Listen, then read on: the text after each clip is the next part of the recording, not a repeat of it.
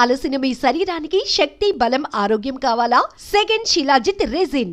జబర్దస్త్లో ఎంతమంది వచ్చినా బ్రో, రోజా గారు నాగబాబు గారు అనేది ఆ కాంబినేషన్ ఉన్నప్పుడుది బాగుండే. అసలు రోజా గారు నాగబాబు గారు ఉన్న రోజుల్లో మేము చేయడం మా అదృష్టం. ఆ రోజుల్లో చేశాం కాబట్టి మాకు ఇంత పేరు వచ్చింది. మీ మీ మీ అదృష్టం, మా అదృష్టం అది. వాళ్ళు అదొక దాన్ని అంటారు అద్భుతాలు అంటారు చూసారా, అదొక అద్భుతం అంతే. వాళ్ళిద్దరూ జడ్జిలుగా ఉండడం, ఆ టైంలో నేను టీమ్ లీడర్గా చేయడం. బ్రో మీలో మీకే సపోర్ట్గా ఉండరు అంటే, ఏదైనా ఒక కష్టం వచ్చినా ఏదైనా వచ్చినా మీ వాళ్ళు మీకే సపోర్ట్గా ఉండరు అని నేను విన్నా. అది ఎంతవరకు? మా దాంట్లో కొంతమందికి ఏదైనా ప్రాబ్లం వచ్చినప్పుడు అందరూ సాయం చేస్తారు. అది ఉన్నది ఇప్పటికీ ఉంది. ఏదైనా ఎవరికి ఏదైనా అయితే వాట్సాప్ గ్రూప్ ఉంటుంది, ఆ గ్రూప్లో పెడతారు. ఎవరికి తోచినంత డబ్బులు వాళ్ళు వేయడం. ఈ విషయంలో గెటప్ శ్రీను అండ్ మన అదిరేబి వీళ్ళిద్దరూ ముందు ఉంటారు. వీళ్ళిద్దరూ మంచి కోఆర్డినేటర్స్. ఎవరికి ఏ కష్టం వచ్చినా వాళ్ళు రెస్పాండ్ అవుతారు. దాన్ని బట్టి అందరూ. మరి చంటిని ఎందుకు వదిలేశారు బ్రో? చంటిని వదిలేశారంటే అంటే ఎవరు నన్ను పట్టించుకోలేదని చెప్పారు, ఒక్కడు రాలేదు నా దగ్గర. విషయం, నాకు పాము గరిచింది, నాకు తెలుస్తుందా నొప్పి నీకు తెలుస్తుందా? నాకే కదా తెలుస్తుంది. నేను చెప్తేనే నీకు తెలుస్తుంది. ఆయన ఎవరికి చెప్పలేదేమో, ఇంటర్వ్యూలో చెప్తే ఎట్లా తెలుస్తుంది? మీకేం తెలుసు? చంటి గారికి మేము అందరం సాయం చేసాం లేదు, మాకు తెలుస్తుంది. ఆయన ఏదో ఫ్రస్ట్రేషన్. మా గురువు గారు లాంటి వాళ్ళు చంటి గారు, ఆయన ఏమన్నా మేము పట్టించుకోం. మేమే కాదు, జబర్దస్త్లో ఎవరు పట్టించుకోరు.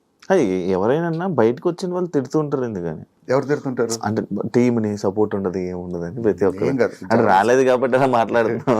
లేదు లేదు లేదు, మీరు జబర్దస్త్లో ఎవరైనా అడగండి. ప్రసాద్ అన్న కష్టం వచ్చినప్పుడు అందరూ రెస్పాండ్ అయ్యాం. ఎవరు కష్టం వచ్చినా అప్పుడు ప్రసాద్ అన్న కష్టం వచ్చినప్పుడు అందరూ రెస్పాండ్ అయ్యాం. ఎవరికి కష్టం వచ్చినా మినిమం రెస్పాండ్ అవుతాం. ఇప్పుడు రాంప్రసాద్ మీరు వైజాగే కదా, ఇంకెవరు ఉన్నారు ఆర్టిస్టులు? వైజాగ్ నేను, రాంప్రసాద్, అప్పారావు గారు, తర్వాత ఇంకొక ఆయన ఉన్నారు చంద్ర టీంలో. మీకు మీరు సపోర్ట్ చేసుకుని వచ్చుకున్నారా? అక్కడికి వచ్చేది వచ్చింది వాళ్ళు వైజాగ్ అని.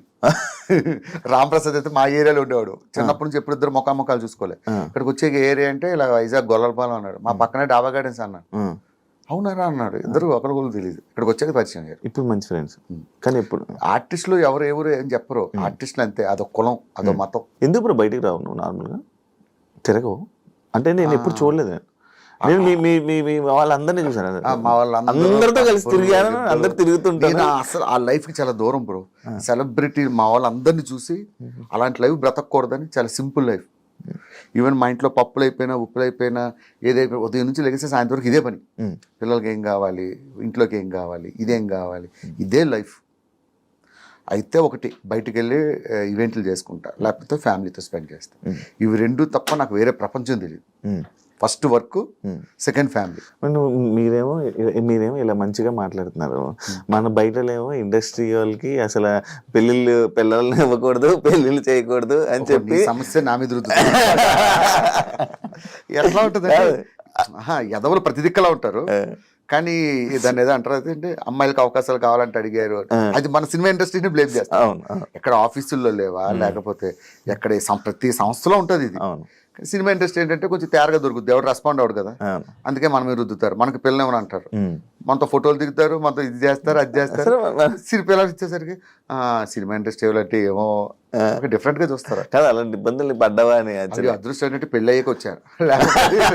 లేకపోతే నేను ఇలా మిగిలేమని బ్యాచులర్. అది ఇంతనేమో ఇంకా లేదు, అయిపోద్దిలే. నేను చెప్పాను కదా, నెక్స్ట్ ఇయర్ కల్లా అయిపోద్ది. నిజంగా నేను ఒక మాట అనేది మిస్ అవ్వదు బ్రో. మిమిక్రీ ఎలా బ్రో? అది మిమిక్రీ గాడ్ గిఫ్ట్ బ్రో. ఎలా అంటే దానికి మనం ఏం లేదు. నువ్వు కావాలని చేసావా? అంటే నేను మిమిక్రీ చేసావన్నట్టు అంత ఈజీగా కావాలని చేసావా అంటే మిమిక్రీ నేను చెయ్యాలి. Mimicry is God gift. కాలేజీలో ఉండేటప్పుడు లెక్చరర్స్ ని ఇమిటేట్ చేసేవాడిని. అలా సినిమాలు చూసి హీరోని అంటే అన్ని చేయలేను, ఏదో ఒక 4-5 వరకు బాగా చేయగలను అంతే. మహేష్ బాబు గారిది చేస్తా, చిరంజీవి గారిది చేస్తా, చాలా వరకు చేస్తా. ఆయన మూవీ కూడా డబ్బింగ్ చెప్పేవారు. వన్ సినిమాకి మొత్తం ట్రాక్ చెప్పా.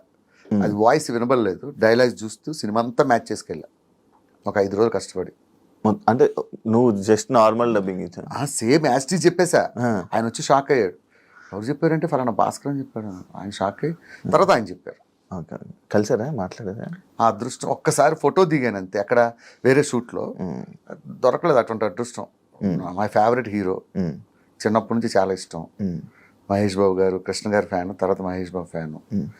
వస్తుంది దేనికైనా టైం వస్తుంది చెప్పాగా. నార్మల్గా భాస్కర్ అంటే జబర్దస్త్లోకి వచ్చాక కూడా బ్రో బుల్లెట్ భాస్కర్ కొంచెం డౌన్ఫాల్ అయ్యి మధ్యలో కొంచెం డౌన్ అంటే జనాల నుంచి వాటి నుంచి కొంచెం దూరం అయ్యి డౌన్ అంటే ఫేమ్ పరంగా కొంచెం జనాలకు దూరం అయ్యారు. ఎందుకు రీజన్ ఏంటి బ్రో? అట్లా ఏం ఉండదు బ్రో. నాకు ఒక విషయం చెప్తా సీరియస్గా. నీ పేరేం పేరు ఇప్పుడు? శివ. యాంకర్ శివ. రేపు పొద్దున్న మెగాస్టార్తో చిరంజీవి గారితో సినిమా చేసావు. సినిమా పెద్ద బ్లాక్ బస్టర్ అయింది. నిన్ను యాంకర్ శివ అంటారా, శివ 2 అంటారా? యాంకర్ శివ పేరు ఒకసారి వస్తుంది, దాన్ని కాపాడుకుంటూ వెళ్ళాలి తప్ప డౌన్ఫాల్ హైఫాల్ మనం ఏమైనా పెద్ద పెద్ద హీరోలు ఓ సినిమా ఫ్లాప్ అయితే సినిమా డౌన్ఫాల్ స్టార్ట్ అవ్వాలి. చిన్న ఇండస్ట్రీ కదా బ్రో. ఏం కాదు, వన్స్ పబ్లిక్ మనసులో పేరు వచ్చిందంటే అది జీవితాంతం ఉంటుంది. దాన్ని మంచిగా కాపాడుకుంటూ వెళ్ళిపోవడం. కానీ ఇప్పుడు బయట ఎప్పుడు వినలే ఇలాంటివి. అసలు పట్టించుకోను, మామూలు పట్టించుకోవాలి, అస్సలు పట్టించుకోను. నా లైఫ్ నా ఇష్టం, నాకు నచ్చినట్టు బతుకుతా అంతే. ఎవరి మాట విన్ను, ఎవరిని ఖాతరు చేయను. ఈ విషయం మా జబర్దస్త్లో ఎవరడినే చెప్తారు, నేను అసలు పట్టించుకోను. ఇప్పుడు బెట్టింగ్ యాప్స్ మీద మీకు ప్రమోషన్స్ వచ్చాయా చేయమని ఎప్పుడైనా? ఏమయ్యా, నాకు ఛానలే లేదు, ఇన్స్టాగ్రామ్లో అకౌంట్ లేదంటే, వీడియో చేసి పెళ్ళి అవ్వలేదంటే మీ ఆవిడ వంట ఏం చేస్తుంది మంచిగా అని అడిగినట్టుంది. ఇప్పుడు నార్మల్గా ఫేమ్ ఉన్న పర్సన్స్కి ఛానల్ ఏం అవసరం లేదు, వీడియోలు చేసేసి ఇచ్చేస్తే చాలు.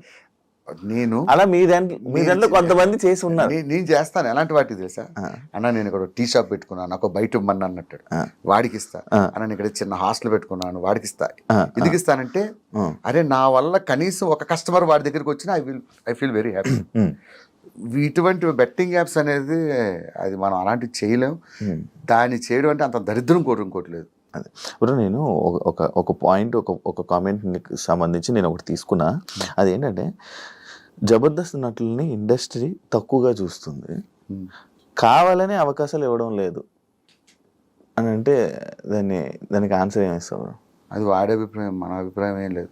అలా అవకాశాలు ఇవ్వకపోతే ఆది ఎలా వెళ్తాడు, గెటప్ శ్రీని ఎలా వెళ్తారు, చంద్ర వెళ్తారు, వీళ్ళంతా సినిమాలో చేస్తున్నారు కదా. అవకాశాలు ఇవ్వకపోవడం ఇస్తుంది, కాకపోతే ఒకటి టైం వస్తుంది, ఒకటి టైం రాదు, అంతే తేడా. తక్కువ చూస్తారా? అది ఉందా? తక్కువ ఏం చూడరు, మంచి వాల్యూని ఇస్తారు. నేను చేసిన 2-3 సినిమాలు చేశాను కానీ మంచిగానే వాల్యూ ఇస్తారు, అలాంటిది ఏమి ఉండదు. కాకపోతే ఒకటి చెప్తా సినిమా వాళ్ళకి, జబర్దస్త్ ఆర్టిస్ట్ అనేవాడు ఛాలెంజ్ చేసి చెప్తా, మీ ఇండస్ట్రీలో ఎవరూ చేయలేడు, అంతకన్నా అద్భుతంగా చేయగలరు. అది మాత్రం పక్కా రాసిస్తా. జబర్దస్త్ ఆర్టిస్ట్ని యాక్టింగ్ పరంగా తక్కువ అంచనా వేసే అవసరం లేదు. నేను జబర్దస్త్లోనే నాన్ స్టాప్గా 25 నిమిషాలు 30 నిమిషాలు నటిస్తున్నారంటే వాళ్ళు అలవోకగా కెమెరా ముందు చేసేయగలరు. అదైతే 100% కన్ఫర్మ్. ఎందుకంటే పెద్ద పెద్ద ఆర్టిస్టులు మాకు గెస్ట్లకు వస్తారు కదా, వాళ్ళే చెప్తారు మాకు ఈ మాట. నాకు అప్పుడే అర్థమైంది జబర్దస్త్ ఆర్టిస్టులు గొప్పతనం. అరే మీరు ఎట్లా చేస్తున్నారా 20-25 నిమిషాలు నాన్ స్టాప్గా డైలాగులు గుర్తుపెట్టుకుని. సినిమా ఏముంది బాబు, చిన్న ముక్క ఇలా చెప్తారు కట్, చిన్న మొక్క చెప్తారు కట్, అట్లా కాదు కదా. ఒక స్కిట్ ప్రాక్టీస్ చేయాలంటే 25 నిమిషాలు దాదాపు ఒక 40-50 డైలాగులు గుర్తుపెట్టుకొని చేయాలి. నేను ఒకసారి వచ్చినప్పుడు చూసాను, నాకే ఇది ఎలా చేస్తున్నారు, అంత ప్రాక్టీస్ చేస్తాం. చిరంజీవి గారు మహేష్ బాబుతో వీళ్ళతో 3 కోట్లతో సినిమా చేయడం ఏంటి, ఆ కాన్సెప్ట్ ఏంటి? యాక్చువల్గా నేను అది ఒక నార్మల్గా చెప్పిన డైలాగ్ ఏంటంటే, నాకు యాక్చువల్గా నేను I'm not a great actor,